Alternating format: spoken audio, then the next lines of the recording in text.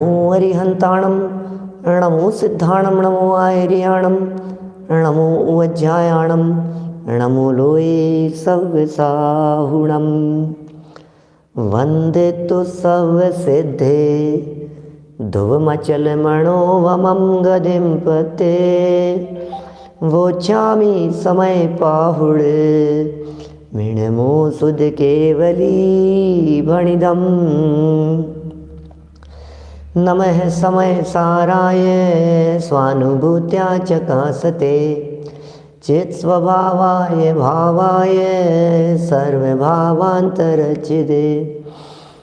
जिन स्वानुभूति से खीरी मम स्वानुभूति मधिगिरी श्री विमल धारा जैन श्रुत आनंद अमृत से भरी समता प्रवाह महावती रागादि विकल्प तोड़ी के माँ सरस्वती प्रतिभाव वंदन दृष्टि निज में जोड़ी के दृष्टि निज में जोड़ी के। ग्रंथराज समयसार जी यहाँ विराजमान है। आचार्य कुंद स्वामी की यह दिव्य देशना, एक एक शब्द आचार्य देव के अंतर की गहराई से निकला है। हर शब्द में आनंद रस झरता है। आनंद आनंद आनंद, बड़ा अद्भुत ही आनंद है इस चैतन्य का। स्वभाव का जो आनंद है, स्वभाव दृष्टि का जो आनंद है, स्वभाव का अवलंबन का जो आनंद है, वो आनंद ही कुछ अपूर्व होता है। और हमारे कुंद स्वामी की यह दृष्टि रही है कि मैं आपको दुनिया की उलझनों में नहीं उलझाऊंगा, मैं आपको दुनिया की उलझनों में नहीं उलझाऊंगा। मैं तो आपको वही बात बतलाऊंगा जो बात तुमने आज तक कभी सुनी नहीं होगी, वही बात बतलाऊंगा जो बातें आज तक आपके अनुभव में नहीं आई है, वही बातें बतलाऊंगा जो त्रिकाली ध्रुव गायक भगवान आत्मा को प्रसिद्ध करने वाली होगी।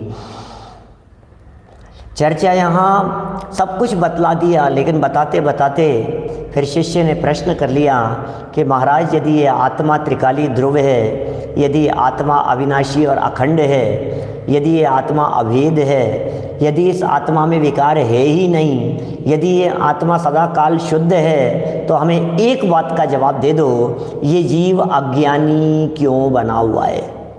बोलो, प्रश्न तो खड़ा होता है। क्या ये जीव अज्ञानी क्यों बना हुआ है? इसका क्या कारण है? फिर इसके अज्ञानीपन के पीछे क्या हेतु है? तो एक जवाब दिया, भाई तू पर पदार्थों का कर्ता अपने को मानता है, तू पर पदार्थों का भोक्ता अपने आप को मानता है, तू जगत के पर पदार्थों में एकत्व और ममत्व बुद्धि करता है। जब तक यह जीव पर पदार्थों में एकत्व और ममत्व बुद्धि करता रहेगा, तब तक यह जीव अज्ञानी बना रहेगा। और जब यह जीव पर में एकत्व, ममत्व, कर्तृत्व और भोक्तृत्व की बुद्धि छोड़ देगा, तब यह जीव ज्ञानी हो जाएगा। कितनी सरल सी बातें थी।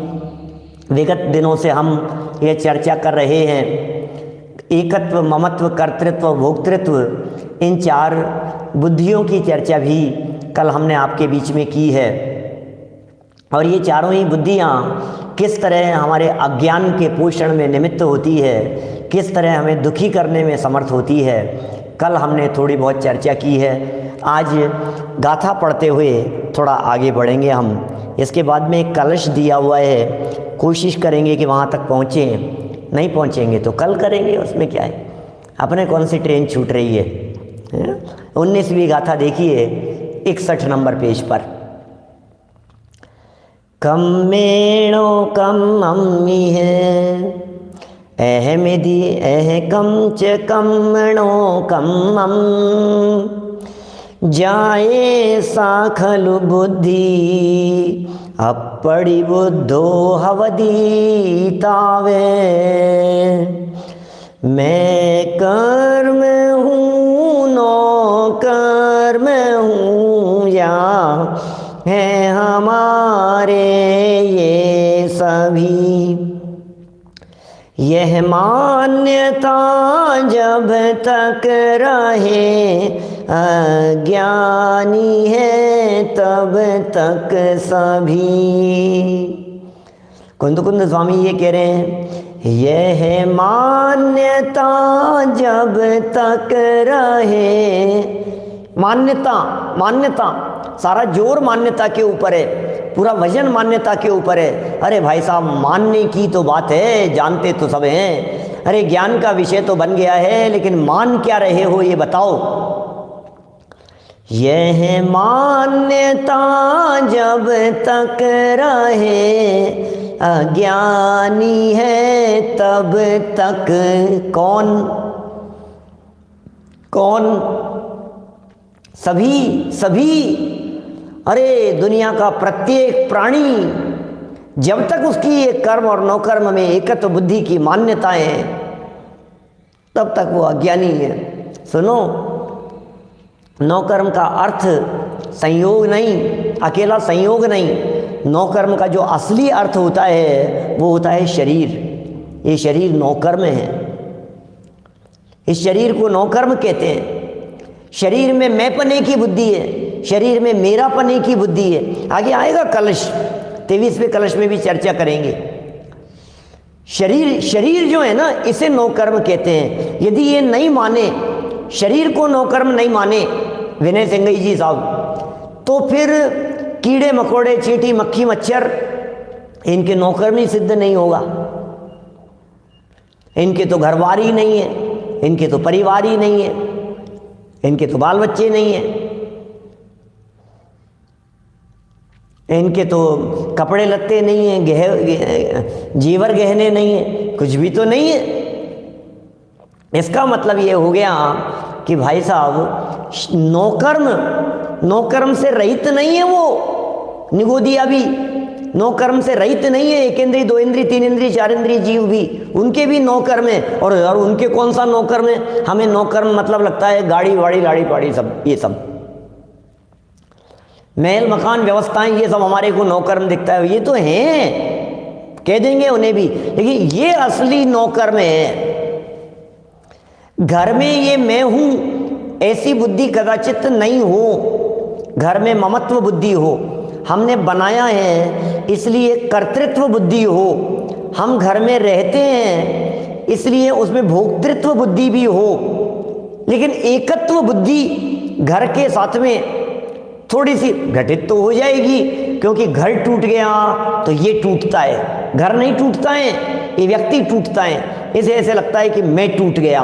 अरे किसी का घर ऐसे बना हुआ हो जो अतिक्रमण में हो, अतिक्रमण कर रखा है भाई साहब, अतिक्रमण कर रखा है इसने, तो गवर्नमेंट के लोग आए और उस अतिक्रमण को उन्होंने तोड़ दिया। बुलडोजर चलाया जा रहा है, किस पर? मकान पर। मकान में बालकनी की तरफ बाहर जो निकला हुआ हिस्सा था उसे तोड़ने के लिए बुलडोजर चलाया जा रहा है। और जैसे जैसे वो तोड़ा जा रहा है और वो क्या टूट रहा है, इसको लग रहा है कि मेरे ऊपर बुलडोजर चल रहा है। ओहो, ऐसी फीलिंग होती है मकान के प्रति। एकत्व बुद्धि, ममत्व बुद्धि, कर्तृत्व भोक्तृत्व बुद्धि, ये बुद्धियाँ टूट जाए तो ये जीव ज्ञानी हो जाए। कैसे टूटेगी भाई साहब? इसका उपाय भी महाराज ने बतला दिया। यहाँ दो उपाय हैं, या तो खुद टूट जाएगी या फिर किसी के उपदेश से टूटेगी। ये दो बातें यहाँ कही गई थी, उसी का विश्लेषण भी यहाँ चलेगा। 17-18 नंबर की गाथा में पीछे बोधित बुद्ध और स्वयं बुद्ध की चर्चा की थी, यहाँ भी कुछ इसी तरह की बात कहने वाले हैं। देखिए, मैं टीका पढ़ता हूँ इसकी 61 नंबर पेज पर, अमृत चंद्राचार्य देव के शब्द देखता हूँ। इसी बात को आत्मख्याति में इस प्रकार स्पष्ट किया गया है। आत्मख्याति में स्पष्ट करते हैं इसी बात को। जिस प्रकार, सुनना कैसे कैसे एकत्व करना है, किस तरह का एकत्व, कौन किसके साथ में जुड़ा हुआ है, क्या कहते ही क्या याद आना चाहिए, सुंदर उदाहरण देकर के इस बात को समझा रहे हैं। टीका, 19वीं गाथा की टीका। जिस प्रकार स्पर्श, रस, गंध, वर्ण आदि भावों में, क्या लगता है आपको, फीलिंग क्या आती है? स्पर्श है, रस है, गंध है, वर्ण है, इन भावों में पुद्गलपना दिखता है कि नहीं? स्पर्श कहते ही पुद्गल दिख रहा है, पुद्गल कहते ही स्पर्श रस गंध वर्ण दिख रहा है। तो इन भावों में उस पुद्गलत्व की अनुभूति हो रही है। जब ये भाव कहा गया तो ये भाव कहते ही स्पर्श, तो स्पर्श कहते ही हमें किस बात की अनुभूति हो रही है? स्पर्श कहते ही अनुभूति हो रही है भाई साहब, ये ओ पुद्गल है, पुद्गल या चेतन है, अरे ये जड़ है, इस बात की अनुभूति हो रही है। रस कहते ही, गंध कहते ही, वर्ण कहते ही हमें पुद्गल दिखाई देने लगता है। तो पुद्गल कहते ही स्पर्श रस गंध वर्ण दिखता है कि नहीं? कि पुद्गल कहने पर भी स्पर्श रस गंध वर्ण दिखाई देता है। तो पुद्गल कहने पर स्पर्श रस गंध वर्ण दिखाई देवे और स्पर्श रस गंध वर्ण कहने पर पुद्गल दिखाई देवे, ऐसी जो एकत्व की अनुभूति है, यदि इस तरह की एकत्व की अनुभूति स्वयं के साथ में हो जाए तो ये जीव ज्ञानी हो जाए। पर के साथ में है इसलिए अज्ञानी बना हुआ है। देखिए लिख रहे हैं यहाँ, जिस प्रकार स्पर्श रस गंध वर्ण आदि भावों में तथा चौड़ा गहरा अवगाह रूप उदर आदि के आकार परिणत, उदर कहते हैं पेट, ऐसे पेट के आकार का, ऐसा घड़े की बात करना चाह रहे हैं, मटके के लिए कहना चाह रहे हैं, उदाहरण दिया है। क्या कह रहे हैं? चौड़ा, मटके को देखना, मटके को चौड़ा गहरा और ऐसे अवगाह रूप उदर, ऐसे उदर जैसा मतलब पेट जैसा ऐसा घूमा हुआ, इसके आकार परिणत हुए पुद्गल स्कंधों में यह घट है, इस प्रकार की अनुभूति होती है। क्या विश्लेषण कैसा करते हैं अमृतचंद्र स्वामी, क्या लिखते हैं आचार्य अमृतचंद्र स्वामी? आपको उस आकार में हमने एक ऐसा आकार बनाया, आपको यहां देखिए दोनों उंगलियां हैं, इस तरह का गोल आकार है, क्या थोड़ी गहराई है, मोटाई भी अंदर से, और ऐसा आकार गोलाकार पेट जैसा ऐसा बना हुआ है। तो आपको किस बात की अनुभूति होती है? बोले मटके की अनुभूति होती है, मटका है, घड़ेपन की अनुभूति होती है। और घट में किस बात की अनुभूति होती है? यह स्पर्श रस गंध वर्ण आदि भाव तथा चौड़े गहरे उदर आकार आदि रूप परिणत पुद्गल स्कंद हैं। इस प्रकार वस्तु के अभेद से अनुभूति होती है। यहाँ अमृतचंद्राचार्य देव ने घड़े का एग्जाम्पल देकर के चर्चा की है और जयचंद जी छाबड़ा साहब ने उसकी व्याख्या करते समय घड़े के स्थान पर पुद्गल शब्द का प्रयोग किया है। जैसे किसी पुद्गल में स्पर्श की अनुभूति होती है और स्पर्श में पुद्गल की अनुभूति होती है। जैसे बाहर निकलने पर जो ऊपर नीला नीला दिखाई दे रहा है, स्काई ब्लू कलर का, हमने पूछा ये क्या है, तो तुरंत हमारे आत्मार्थी और स्वाध्यायी लोग ये कहते हैं पंडित जी ये तो पुद्गल है। बोलते हो ना आप ऐसा कहते हैं ना, अरे पंडित जी ये तो पुद्गल है, पुद्गल। आपने कैसे कह दिया भाई साहब पुद्गल है? आपने कैसे कह दिया कि ये पुद्गल है? नहीं पुद्गल है। क्यों? क्योंकि कलर दिखाई दे रहा है। पहाड़िया जी, कलर दिखाई दे रहा है इसमें। राजीव जी भाई साहब, कलर दिख रहा है, इट मीन्स दिस इज पुद्गल। अच्छा पुद्गल है ये पक्का? अच्छा मेरा ये पूछना है, आपने इसको पुद्गल तो कह दिया, इसमें स्पर्श होगा या नहीं होगा? बोले होगा। इसमें रस होगा या नहीं होगा? कि होगा। ये कैसा होगा पंडित जी, खट्टा है या मीठा है? अरे भाई ये तुम्हारी इंद्रियां क्या पकड़ पाएगी, खट्टा और मीठा है, लेकिन इतनी स्वीकृति है। गंध है या नहीं है? वर्ण तो दिखाई दे रहा है। कहने का मतलब ये है एक गुण देख लेने पर आपको पुद्गलत्व की अनुभूति हो रही है। एक गुण देखा आपने और देखते ही आपने तुरंत ये कह दिया ये तो पुद्गल है, पुद्गलत्व की अनुभूति हो रही है। देखिए आप आंख बंद कीजिए दिनेश सिंघई जी साहब और मुंह खोलिए, आपको अपने हाथ से कुछ खिलाना है। और आपने मुंह खोला और हमने कुछ आपके मुख में रखा, आंख बंद थी, हमने पूछा क्या है, मजा आ गया, क्या था,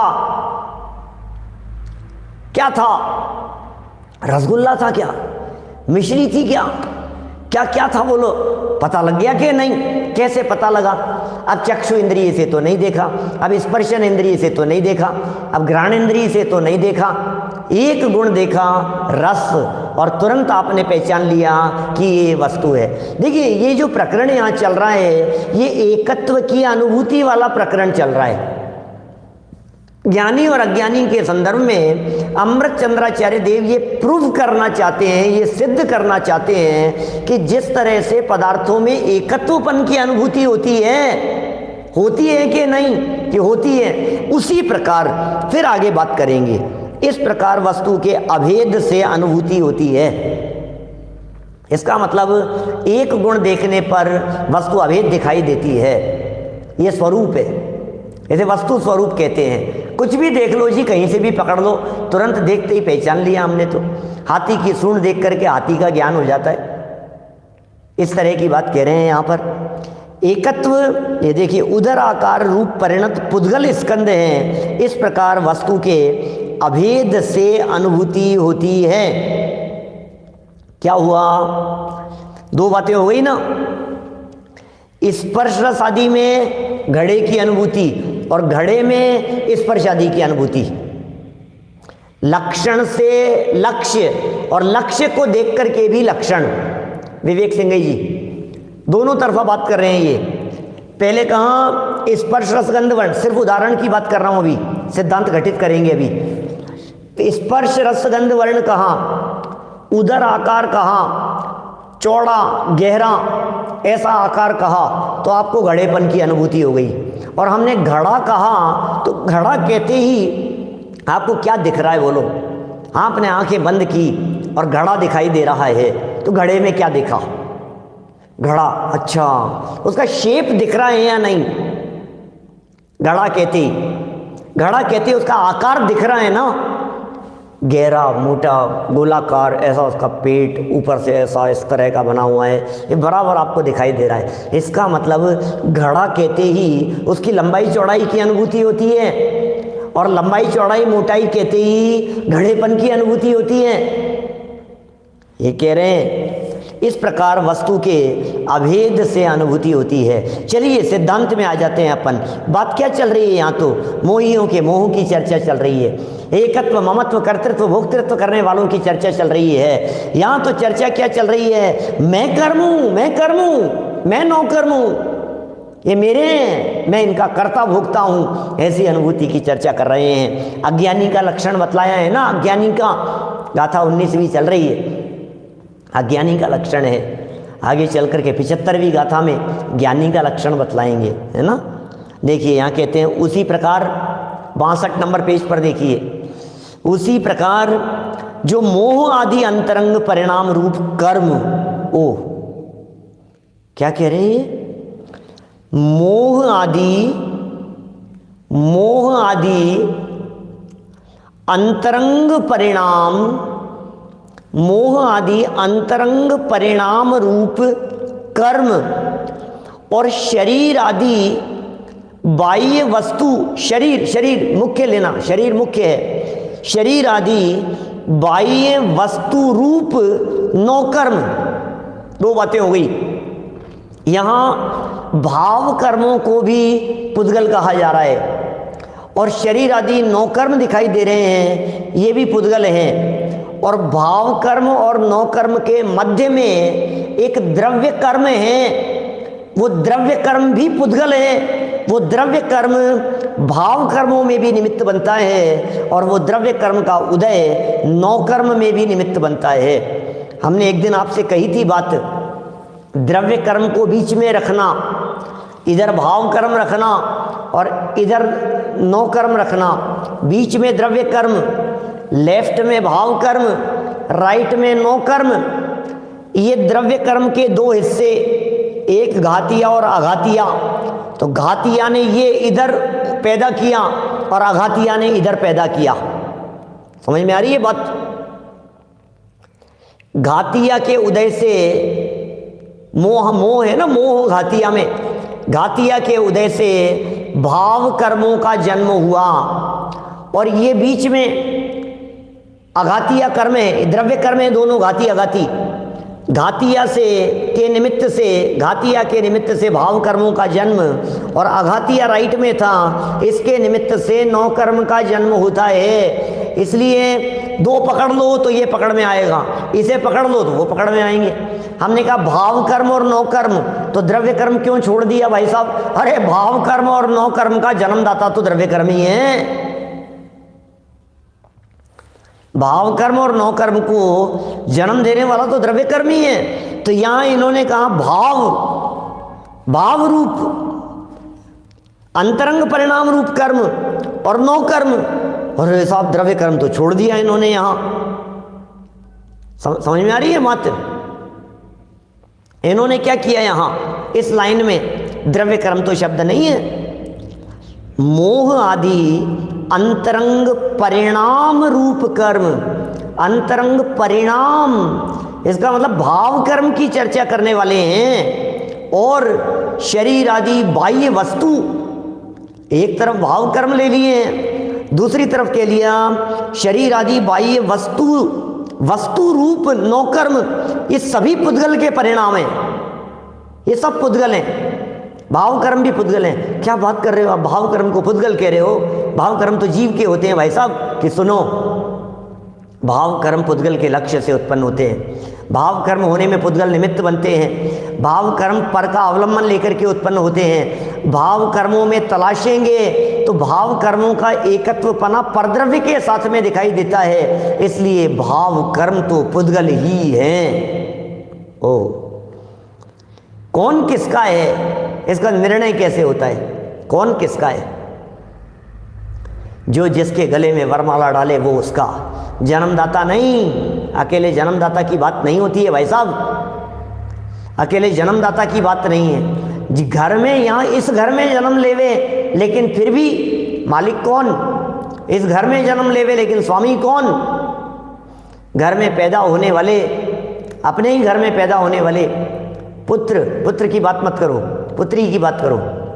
पुत्री हमारे घर में पैदा हुई है, कौन है इसका? स्वामी कौन है? स्वामी। पुत्री किसकी है? बोलो, 3-4 क्वेश्चन पूछता हूं, बोलो।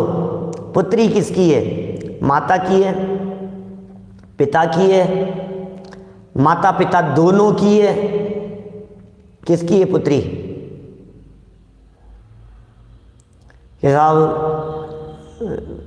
स्कूल में जाए तो पिता की है, पिता के नाम से पहचानी जाएगी। घर में रहे परिवार में पिता के नाम से, इनकी बेटी है, इनकी बेटी है। और अपने ननिहाल चली जाए, अपने नाना मामा के यहाँ चली जाए तो मम्मी की कहलाती है, फिर पिताजी को कोई याद नहीं करता। ये किनकी बच्ची है? क्या? अरे ये तो गीता की लड़की है, सरिता की लड़की है, सुनीता की लड़की है, ममता की लड़की है, किसकी लड़की है? इनकी लड़की है। और उधर रहे तो माँ को कोई याद नहीं करता, पिता के नाम से कहा जाता है किसकी? दोनों की है, सब दोनों की है, बच्ची दोनों की है। संजय जी भाई साहब, बच्ची दोनों की है, माता पिता दोनों की है। अच्छा, दोनों की है या लड़की लड़की की है? चलो, अरे तुम किसी की भी कहो, हम तो ये पूछ रहे हैं आपसे कि लड़की का स्वामी कौन है? उस लड़की का स्वामी कौन है? प्रवीण चावड़ा जी साहब, उस लड़की का स्वामी कौन है? कि बोले हस्बैंड। क्या बात कर रहे हो? क्या पिता स्वामी नहीं हो सकता? स्वामी कौन होगा? बोले स्वामी तो उसका हस्बैंड होगा। बोले क्यों? 25 साल से, 22 साल से, 20 साल से हमने इसे पाल पोस करके बड़ा किया, हमने इसे जन्म दिया, हमारे यहाँ रही, हमने इसे खिलाया पिलाया, हमने सब कुछ किया, हमारे ही यहाँ पैदा हुई है, हम ही इसके रखवाले हैं, हमारे ही घर में हैं इसकी सारी व्यवस्थाएं। उसके बावजूद भी उसका स्वामी कौन है? कि उसने अपनापन किस में किया? ये बताओ। उसने तन्मयता किसमें की, उसने एकत्वपना किसके साथ में किया, उसने किसके गले में वरमाला डाली। बोले सुनो, जिसके गले में वरमाला डाली है वो उसका स्वामी है। क्या सूतक भी नहीं लगता है उसको। अब इस घर का पति के गले में वरमाला डाल करके उस घर में चले गई, अब उसे सूतक ही नहीं लगता है यहाँ का। गजबी हो गया भाई साहब, दामाद स्वामी हो गए, दामाद स्वामी हो गए, ये क्या हो गया। हाँ जी ऐसा ही है। हमने पूछा यहाँ आचार्य देव ने, ये जो मोह आदि अंतरंग परिणाम रूप कर्म है, इनका स्वामी कौन है, कौन है इनका स्वामी। बोले पुद्गल है, पुद्गल, ये पुद्गल के परिणाम है। नौ कर्म किसके हैं, कि बोले नौ कर्म तो साफ साफ पुद्गल के दिखाई दे रहे हैं, साफ साफ पुद्गल के दिखाई दे रहे हैं। देखो उसी प्रकार जो मोह आदि अंतरंग परिणाम रूप कर्म और शरीर आदि बाह्य वस्तु रूप नौ कर्म सभी पुद्गल के परिणाम हैं। और ये पुद्गल के परिणाम क्या करते हैं, बोलो।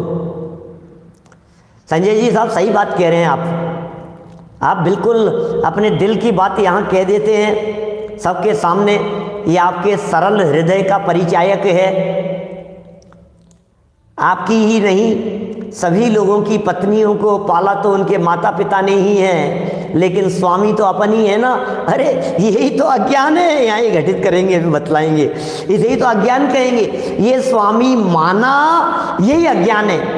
मैं भी यही मान रहा था आपकी तरह, और जब समय सार पड़ा तो आंखें खुल गई। अरे रे, मैं किसका स्वामी अपने को मान करके बैठा हूं, मैंने कहाँ अपने आप को इसका स्वामी मान लिया, कितने बड़े धोखे में हूँ। ये तो अज्ञानता है, ये तो मेरी मूर्खता है कि मैं इसे अपना स्वामी मान करके बैठ गया। देखो लिख रहे हैं यहाँ, लिख रहे हैं। देखो ये सब पुद्गल के परिणाम हैं और आत्मा का तिरस्कार करने वाले लोग। हम जिनके स्वामी बन रहे हैं, हम जिनके स्वामी बन रहे हैं, वे हमारा तिरस्कार करने वाले हैं, वे हमारा अपमान करने वाले हैं, वे हमें बेइज्जत करने वाले हैं, वे हमारे प्राण पीने वाले हैं। क्या क्या प्राण पीने वाले हैं। अभी हमारे यहाँ इंद्र सभा, राजसभा वगैरह चल रही है, चलती रहती है, पंचकल्याणकों में चलती है ना। तो इंद्राणी आकर के मंच पर बोलती है, हे प्राणनाथ, क्या हे प्राणनाथ, प्राणनाथ, हम प्राणनाथ हैं तो हमारे प्राण पीने के लिए हो तुम, इसलिए। देखो ये लिख रहे हैं, ये क्या शब्द दिए, आत्मा का तिरस्कार करने वाले हैं। उनमें आत्मा का तिरस्कार करने वालों में अमित बढ़ जाते हैं जी। क्या लिख रहे हैं, आत्मा का तिरस्कार करने वाले हैं, उनमें यह मैं हूं। अरे अरे मेरी ही तो है, नहीं मेरी पत्नी, नहीं मेरे बच्चे, क्या अरे मेरा प्यारा बेटा, राजा बेटा, ये तो मेरा ही है। अरे तुम्हें पता नहीं है, ये तुम्हारा राजा बेटा, ये तुम्हें धेले भर पूछने वाला नहीं है।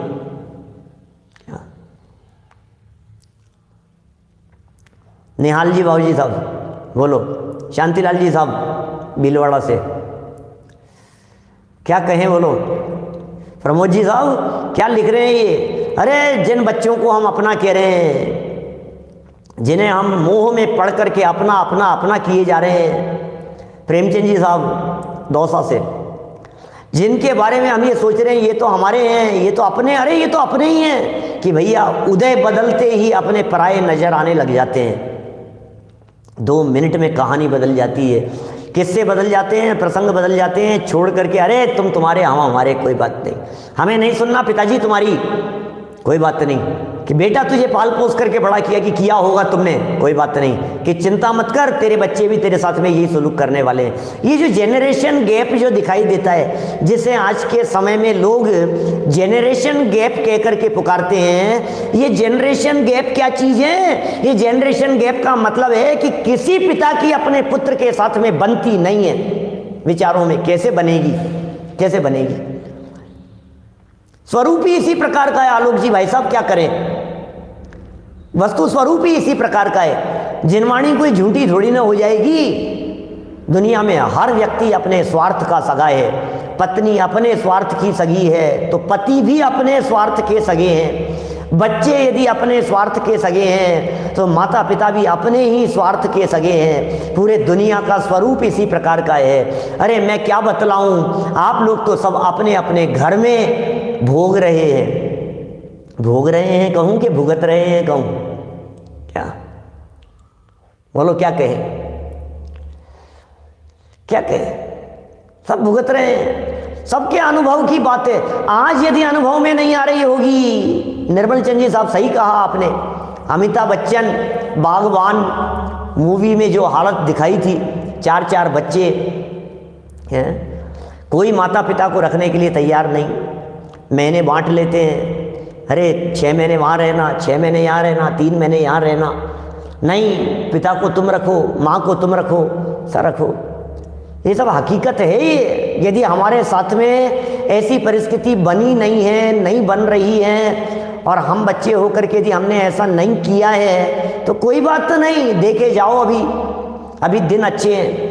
पिता के 4 पुत्र हैं और चारों पुत्रों की शादियां हो गई और चारों बेटे साथ में व्यापार करते हैं। चारों बेटे और चारों बेटों की जो बहुएं हैं सब साथ में मिलजुल करके हंसी खुशी रहती है। तो आपको लगता है मेरा परिवार बंधा रहे, अरे मुझे लगता है ये मेरा परिवार बंधा रहे। कितना अच्छा है भाई साहब, कितना अच्छा है भाई साहब, चारों भाइयों के अंदर बहुत प्रेम है। अरे तुम्हें प्रेम दिख रहा है, 4 साल निकलने दो अभी, कि नहीं साहब सबकी शादियों को 4 साल हो गए हैं, अब तो सभी भी सब साथ में ही रहते हैं। हमारा तो बिजनेस भी साथ में ही है, चौका भी साथ में ही है, बहुएं भी साथ में ही रहती है। अभी देखो 4 साल और देखो। क्या हमने समाज में, परिवार में चारों तरफ देखा है, तब ये अनुभव की बात कहते हैं। आप लोग भी अनुभव करते होंगे। शादियां हो गई, 4-4 बच्चे, सब साथ में रहते हैं। अरे 10-10 साल हो गए, पोते पोतियां हो गए, सबके पोते पोतियां हो गए, पोते पोतियों की शादियां हो गई, तब तक भी सब साथ में रहते हैं। और फिर अचानक पासा ऐसा पलटता है कि नहीं अलग हुए बिना तो पार नहीं पड़ेगी। लो ये क्या हो गया? 20 साल से साथ रह रहे थे, 25 साल से साथ रह रहे थे, 4 बच्चे साथ में रह रहे थे, चारों शादियां होने के बाद में साथ में रह रहे थे। फिर ये क्या हुआ? अचानक कैसे पासा पलट गया? कैसे पासा पलट गया भाई साहब? ये क्या हुआ? ये जगत का स्वरूप है, ऐसा ही है। ये यहाँ दिखा रहे हैं, क्या दिखा रहे हैं यहाँ पर? कि यह उनमें, यह मैं हूं जो तिरस्कार करने वाले। शब्द क्या दिया है आचार्य देव ने? शब्द क्या दिया है? ये जो तिरस्कार करने वाले हैं, कौन? राग आत्मा का तिरस्कार करने वाला है, क्रोध आत्मा का तिरस्कार करने वाला है, ये विभाव भाव आत्मा को बेइज्जत करने वाले हैं। ये विभाव भाव कहीं का नहीं छोड़ेंगे। अंदर में राग उपजता है, बोले अधोगति निश्चित है। अंदर में राग उपड़ रहा है, प्रेम उमड़ रहा है, कषाय भाव जागृत हो रहा है, बोले अधोगति की तरफ दौड़ रहा है। ये डुबो देने वाले हैं, ये ले जाएंगे तुझे, पटकत करत अचेत है, बेचेत कर देंगे आपको। 1 इंद्री में, 2 इंद्री में, निगोद में, विकलत्रयों में, चींटी मक्खी मच्छर कीड़े मकोड़े, न मालूम कहाँ कहाँ जाकर के रुलेगा, भुगतता रहेगा। राग है ना, राग, उसकी बात कह रहे हैं। ये तिरस्कार करने वाले कौन? कौन तिरस्कार करने वाले? ये शरीर आदि भी और मोह के उदय से होने वाले अंतरंग में जो परिणाम थे, राग द्वेष काम क्रोध मान माया लोभ, ये सब परिणाम ये आत्मा का तिरस्कार करने वाले, माने ये तिरस्कार करने वाले। देखना, उनमें यह मैं हूं इस प्रकार, तथा आत्मा में यह मोह आदि अंतरंग परिणाम रूप कर्म, आत्मा में आत्मा में मोह आदि अंतरंग परिणाम रूप कर्म और शरीर आदि बाह्य वस्तु रूप नो कर्म आत्म तिरस्कारी पुद्गल परिणाम है। ये कैसे पुद्गल परिणाम है? ये आत्म तिरस्कारी है। क्या बोलो, क्या करें? अरे रे, क्या क्या बात बतला रहे हो भाई साहब, प्रदीप पाटनी जी साहब, ये क्या कह दिया आपने? ये क्या कह रहे हो? इंदौर में वृद्धाश्रम चलता है, उस वृद्धाश्रम में 27 वृद्ध लोग जैन हैं, जैन वृद्ध लोग 27 वृद्धाश्रम में है। अब देखो जरा समाज की क्या हालत है। हमारे यहाँ जयपुर में भी है, गांव गांव में खुल रहे हैं वृद्धाश्रम, नगर नगर में, बड़े बड़े शहरों में तो बहुत हो गए हैं। कितने खुल गए हैं बताऊं आपको? पिछले 2000 सालों में जितने वृद्धाश्रम नहीं खुले थे ना संजय जी साहब, पिछले 2000 वर्षों में जितने वृद्धाश्रम नहीं खुले थे उससे ज़्यादा पिछले 200 वर्षों में खुले हैं। और पिछले 200 वर्षों में जितने वृद्धाश्रम नहीं खुले थे उससे कई गुना ज़्यादा पिछले 20 वर्षों में खुल गए हैं। और पिछले 20 वर्षों में जितने वृद्धाश्रम नहीं खुले हैं उससे कई गुना ज़्यादा वृद्धाश्रम आगे आने वाले 1-2 सालों के अंदर खुलने वाले। ये हालत है। क्या हो रही है समाज की स्थिति? अकेले जैन समाज की नहीं, ये तो सब, ये तो मानवता के ऊपर वो है, क्या कहेंगे उसे, अभिशाप है। ऐसी वृत्ति, ऐसी प्रवृत्ति, संस्कारों का अभाव है, पाठशालाओं का अभाव है, तत्व ज्ञान का अभाव है, वस्तु स्वरूप को पढ़ने पढ़ाने वाले नहीं है, सुनने सुनाने वाले नहीं है, आत्म कल्याण करने की भावना नहीं है, जनवाणी को पढ़ते नहीं है, तत्व ज्ञान का अभ्यास नहीं करते हैं, तो फिर क्या दिखेगा? यही सब तो हाल दिखेंगे। ऐसा ही तो सब दिखाई देता है। देखिए ये लिख रहे हैं यहाँ पर आचार्य देव, ये आत्म तिरस्कारी पुद्गल परिणाम है। इस प्रकार वस्तु के अभेद से जब तक अनुभूति है तब तक आत्मा अप्रतिबुद्ध है, अज्ञानी है। माने जब तक इनके साथ में अभेद बुद्धि है तब तक अज्ञानी है। ख्याल में आ गई बात? ये अज्ञानी कब तक है? शरीर में, कर्म में और नौ कर्म में, भाव कर्म में और नौ कर्म में। क्या जो भाव कर्म में है एकत्वपना, ये मैं हूं, ये मेरे, ये मैं हूं, ये मेरे हैं। नौ कर्म में ये मैं हूं और ये मेरे। मैं कितना सुंदर दिखता हूं ना, मैं कितना अच्छा लगता हूं ना, मैं पने की अनुभूति। अरे तुमने अपनी सुंदरता को देखा कहाँ है? अपनी सुंदरता को देखा कहाँ है? चैतन्य की सुंदरता को। अरे चैतन्य जैसा सुंदर पदार्थ 3 लोक में नहीं है। ये वो सुंदर पदार्थ है जिसकी सुंदरता के ऊपर मुक्ति स्त्री भी रीझती है। ये वो सुंदर पदार्थ है जिस सुंदर पदार्थ में मुक्ति रूपी कन्या शादी अनंत काल के लिए रमण करते हुए आगाती नहीं है। ये वो सुंदर पदार्थ है, ये वो चैतन्य का सौंदर्य है। ये चैतन्य का सौंदर्य यदि एक बार दिखाई देवे, क्या ये चैतन्य का सौंदर्य यदि एक बार देख लेवे तो जगत के सारे पदार्थ, अरे अब क्या चेहरे से नजर नहीं हटती, ऐसा है। किसके चेहरे से? स्वभाव के अवलंबन की बात कह रहा हूं। जिनका अपने आत्म स्वभाव के प्रति अवलंबन होता है, जिनका अपने चैतन्य के प्रति अवलंबन होता है, जिनकी दृष्टि अपने स्वभाव पर होती है, फिर कहते हैं अरे तेरे चेहरे से नजर नहीं हटती। क्या बताएं? स्वभाव, आत्म स्वभाव, त्रिकाली ध्रुव चैतन्य। क्या देखें? मैं क्या देखूं? दुनिया में देखने लायक और कुछ नहीं है। जब देखा निज आत्मा उससे भला न कोई, जब देखा निज चैतन्य देव को इससे बढ़िया न कुछ और। ये चैतन्य की सुंदरता है। जिसकी चर्चा ही है सुंदर तो वो कितना सुंदर होगा, तो वो कितना सुंदर होगा। जिसकी चर्चा ही है सुंदर, जिसकी चर्चा ही है सुंदर, फिर चर्या कैसी सुंदर हो। कल्पना तो करके देखिए, चर्या कैसी सुंदर हो जाएगी। चर्चा में आनंद आ रहा है, ओह चर्चा में ही आनंद आ रहा है। बात क्या लिख रहे हैं यहाँ पर? ऐसी जब अभेदपन की अनुभूति होती है कर्म और नौकर्म के साथ में, अंतरंग परिणामों के साथ में, मोह के साथ में, विकारी परिणामों के साथ में, इस विकार रूप भाव कर्मों के साथ में, और शरीर आदि बाह्य वस्तुएं, ये सब तिरस्कारी है, सब तिरस्कारी है, आत्म तिरस्कारी है, पुद्गल के परिणाम है, आत्म तिरस्कारी है। ये सारे परिणाम आत्मा का तिरस्कार करने वाले हैं। ओह, इस प्रकार वस्तु के अभेद की अनुभूति या ज्ञान है। कब तक अज्ञानी है, कब तक अज्ञानी है, कब तक अप्रतिबुद्ध है, ये लिख रहे हैं। जब तक इसमें अभेद की अनुभूति रहेगी तब तक अज्ञानी बना रहेगा, और जब इन पदार्थों के साथ में भेद विज्ञान हो जाएगा तो ज्ञानी बन जाएगा। कब तक रहूंगा अज्ञानी, इसका जवाब दीजिए। अतुल बाकलीवाल जी साहब, जवाब दीजिए इस बात का, कब तक रहूंगा मैं अज्ञानी? बोले जब तक इनके साथ में एकत्व ममत्व करता रहूंगा तब तक अज्ञानी रहूंगा। अब क्या करूं? अगला पैराग्राफ पढ़ लो आप। ज्ञानी बनने के लिए क्या करें? नेक्स्ट पैराग्राफ में लिख रहे हैं आचार्य अमृतचंद्र स्वामी, क्या लिख रहे हैं ये, ज्ञानी कैसे हो जाएगा?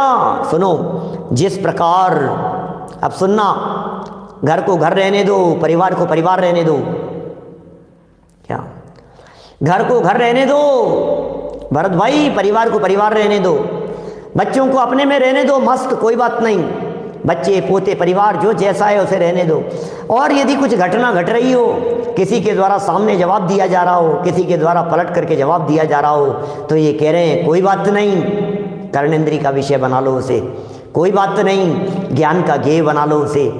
ज्ञान में झलकेंगे कि बिल्कुल झलकेंगे, झलकने दो, तन्मयता मत करो, झलकने दो, एकत्व बुद्धि मत करो, झलकने दो, ज्ञान का विषय बनने दो। ऐसा कर दिया मेरे साथ में, कोई बात नहीं, जो हो रहा है होने दो उसे, क्या जो हो रहा है होने दो, ज्ञाता दृष्टा भाव से देखते रहो बस। ये क्या क्या बतला रहे हैं, ये क्या ज्ञान दे रहे हैं, ये क्या शिक्षा दे रहे हैं भाई साहब? मैं ज्ञाता हूँ, मैं ज्ञाता हूँ, मैं कर में हूँ, नौकर में हूँ, या है हमारे ये सभी, ये मान्यता जब तक रहे, अज्ञानी है तब तक सभी। कि प्रभु कब तक अज्ञानी रहेंगे, ये बात तो आपने बता दी। श्याम सिंघवी जी साहब, ये बात तो आपने बता दी कि कब तक अज्ञानी रहेंगे। प्रभु ज्ञानी होने की विधि क्या है ये बताओ, मुझे मेरे अज्ञान का नाश करना है, प्रभु ये विधि बतलाओ। प्रभु घर में शांति से कैसे रहूं ये बतलाओ। प्रभु ऐसी परिस्थिति में क्या करूं मैं? घर फूट रहे हैं, लकड़ियां चलाने को तैयार है, लठ लेकर के खड़ा हुआ है झगड़ने के लिए, भाई भाई तू मैं करने के लिए तैयार है। पत्नी माथे पर, बच्चे माथे पर, सुनते नहीं हैं, पलट करके जवाब देते हैं, स्वाध्याय नहीं करने देते हैं, पढ़ने नहीं देते हैं, सुनो तो सुनने नहीं देते हैं। सब तरह की परिस्थिति वाले लोग होंगे, मैं कहाँ तक किस किस की बात कहूँ। अनेक अनेक प्रकार की परिस्थितियां होगी। प्रभु कोई उपाय है क्या आपके पास में कि बेटा एक ही उपाय है? कि क्या उपाय है? होता स्वयं जगत परिणाम, कर ले तू बस इसका ज्ञान। अरे अरे अरे, क्या क्या कह दिया प्रभु आपने? होता स्वयं जगत परिणाम, मैं जग का करता क्या काम। कर ले ऐसा भेद विज्ञान, मैं जग का करता क्या काम। मैं नहीं लिख रहा हूँ, मैं नहीं लिख रहा हूँ, मैं नहीं लिख रहा हूं संतोष जी भाई साहब, जरा देखना ये लिखो क्या लिख रहे हैं। अमृतचंद्राचार्य देव के शब्द पढ़ो। जिस प्रकार रूपी दर्पण की स्वच्छता, जिस प्रकार रूपी दर्पण की स्वच्छता ही स्वयं पर के आकार का प्रतिभास करने वाली है। दर्पण है, उसकी स्वच्छता स्वयं का भी और पर का भी प्रतिभास करने वाली है। जिस प्रकार रूपी दर्पण की स्वच्छता स्व पर का प्रतिभास करने वाली है और उष्णता तथा ज्वाला अग्नि की है। ये दिखा रहे हैं, दर्पण जल रहा है, लगा हुआ है और आग जल रही है। दर्पण लगा हुआ है और उष्णता और अग्नि की ज्वाला ये सामने धधक रही है। ये दर्पण उसके आकारों को, उसकी उष्णता को सिर्फ और सिर्फ झलकाने वाला है, प्रतिभास करने वाली है। और उष्णता किसकी है? उष्णता किसकी है? बोले उष्णता तो अग्नि की है, उष्णता तो उसमें है। इसी प्रकार अब सुनना, सिद्धांत सिखा रहे हैं हमें कैसे रहना है। हम घर में रहें तो कैसे रहें, यह बात समझ लो सब साथी। हम घर में रहें तो कैसे रहें, ये बात समझ लो सब साथी।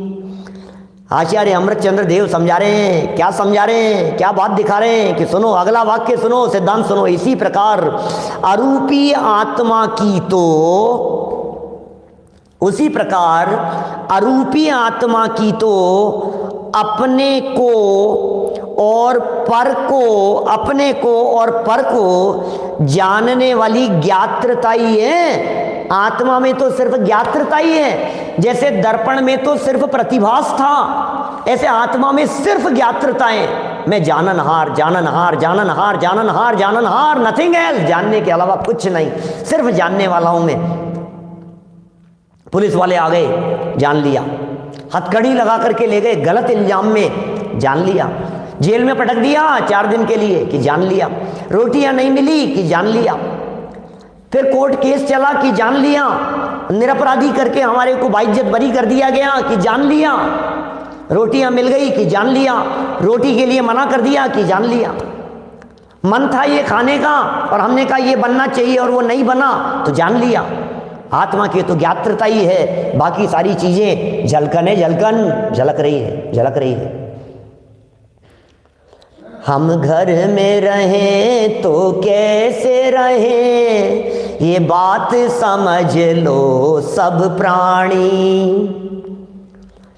ये बात गजब की कही यहाँ, जिसने समझा है वह ज्ञानी।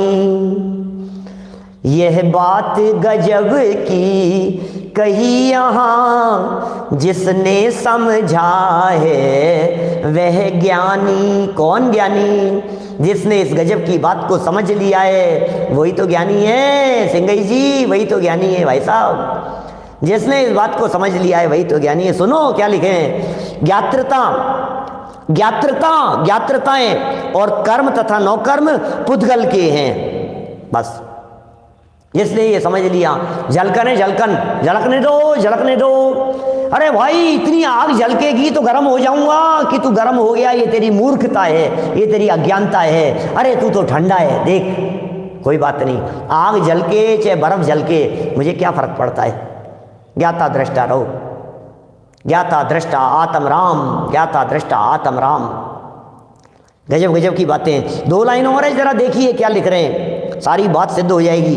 इस प्रकार ज्ञात्रता रूप से रहने वाला, या तो वो ज्ञाता दृष्टा रूप से खुद रह लेवे, या फिर परोपदेश से ज्ञाता दृष्टा हो जावे। बोले जैसे भी बने, जैसे भी हो सके, जैसे भी संभव हो, क्या करो? बोले ज्ञाता दृष्टा बन जाओ, जैसे बन पड़े ज्ञाता दृष्टा हो जाओ। क्या कह रही है जिनवाणी?